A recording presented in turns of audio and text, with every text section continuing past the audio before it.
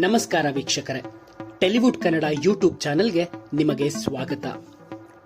ಮನೆ ಕಟ್ಟಿ ನೋಡು, ಮದುವೆ ಮಾಡಿ ನೋಡು ಅನ್ನೋ ಮಧ್ಯಮ ವರ್ಗದ ಸಾರಾಂಶವಿರುವ ಕತೆ ಲಕ್ಷ್ಮೀ ನಿವಾಸ. ಈ ಒಂದು ಕತೆಗೆ ಕನ್ನಡ ಪ್ರೇಕ್ಷಕರು ಮನಸಾರೆ ಮೆಚ್ಚಿ ಟಿಆರ್ಪಿ ರೇಸಿಂಗ್ನಲ್ಲೂ ಕೂಡ ಮೊದಲನೇ ಸ್ಥಾನದಲ್ಲೇ ಇರಿಸಿದ್ದಾರೆ. ಮೂಲತಃ ಜಿ ತಮಿಳಿನಲ್ಲಿ 2022ರಲ್ಲಿ ಪ್ರಸಾರವಾದ ತವಮೈ ತವಮಿರುಂದು ಅನ್ನೋ ಸೀರಿಯಲ್ನ ರಿಮೇಕ್ ಲಕ್ಷ್ಮೀ ನಿವಾಸ. ಇದು ರಿಮೇಕ್ ಕಥೆಯಾಗಿದ್ರೂ ಕೂಡ ಕನ್ನಡಕ್ಕೆ ತರುವಾಗ ಸಾಕಷ್ಟು ಸ್ವಂತಿಕೆಗಳನ್ನ ತುಂಬಿ ಕನ್ನಡದ ಕಥೆಯೇ ಅನ್ನುವಷ್ಟು ಬದಲಾಯಿಸಿದ್ರು. ಇದಕ್ಕೆ ಪ್ರೇಕ್ಷಕರು ಕೂಡ ಮೆಚ್ಚುಗೆ ವ್ಯಕ್ತಪಡಿಸಿದ್ರು.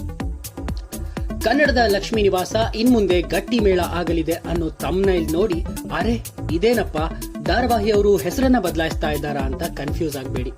ಬದಲಿಗೆ ತಮಿಳಿನಿಂದ ಬಂದಂತಹ ಈ ಒಂದು ಕತೆ ಮತ್ತೆ ತಮಿಳು ಭಾಷೆಗೆ ರೀಮೇಕ್ ಆಗ್ತಾ ಇದೆ. ಆ ರೀಮೇಕ್ ಕಥೆಯ ಹೆಸರೇ ಗಟ್ಟಿ ಮೇಳಂ. ಲಕ್ಷ್ಮೀ ನಿವಾಸದ ಅಭೂತಪೂರ್ವ ಯಶಸ್ಸಿನ ನಂತರ ಇದನ್ನ ಮಲಯಾಳಂ ಭಾಷೆಗೆ ಮನ್ನತ್ತೈ ಕೊಟ್ಟಾರಂ ಅನ್ನೋ ಶೀರ್ಷಿಕೆಯಲ್ಲಿ, ಮರಾಠಿ ಭಾಷೆಗೆ ಲಕ್ಷ್ಮೀ ನಿವಾಸಂ, ತೆಲುಗು ಭಾಷೆಗೆ ಲಕ್ಷ್ಮೀ ನಿವಾಸಂ ಹಾಗೂ ಈಗ ತಮಿಳು ಭಾಷೆಗೆ ಗಟ್ಟಿ ಮೇಳಂ ಅನ್ನೋ ಹೆಸರಿನಲ್ಲಿ ರೀಮೇಕ್. ಇನ್ನು ಗಟ್ಟಿ ಮೇಳಂ ಧಾರಾವಾಹಿಯ ಪಾತ್ರವರ್ಗ ಹೀಗಿದೆ. ಭಾವನಾ ಪಾತ್ರಕ್ಕೆ ಅಮೃತಧಾರಿ ಖ್ಯಾತಿಯ ನಟಿ ಛಾಯಾ ಸಿಂಗ್ ಅವರು, ಸಿದ್ದೇಗೌಡ ಪಾತ್ರಕ್ಕೆ ರಾಧಾರಮಣ ಖ್ಯಾತಿಯ ಸಿಬ್ಬು ಸೂರ್ಯನ್ ಅವರು, ಜಾಹ್ನವಿ ಪಾತ್ರಕ್ಕೆ ರಾಜಿ ಧಾರಾವಾಹಿಯ ಸೌಂದರ್ಯ ರೆಡ್ಡಿ ಅವರು ಹಾಗೂ ಜಯಂತ್ ಪಾತ್ರಕ್ಕೆ ನಿಹಾರಿಕಾ ಹಾಗೂ ಶುಭ ವಿವಾಹ ಖ್ಯಾತಿಯ ವಿರಾಟ್ ಅವರನ್ನ ಆಯ್ಕೆ ಮಾಡಲಾಗಿದೆ.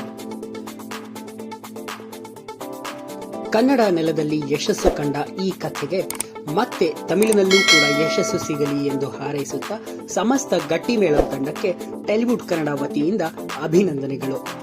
ಕನ್ನಡ ಕಿರುತೆರೆಯ ಸಮಸ್ತ ಅಪ್ಡೇಟ್ಸ್ಗಾಗಿ ಟಾಲಿವುಡ್ ಕನ್ನಡ ಪೇಜ್ ನ ಇನ್ಸ್ಟಾಗ್ರಾಮ್, ಫೇಸ್ಬುಕ್ ಹಾಗೂ ಯೂಟ್ಯೂಬ್ನಲ್ಲಿ ಫಾಲೋ ಮಾಡಿ ಮತ್ತು ಶೇರ್ ಮಾಡಿ.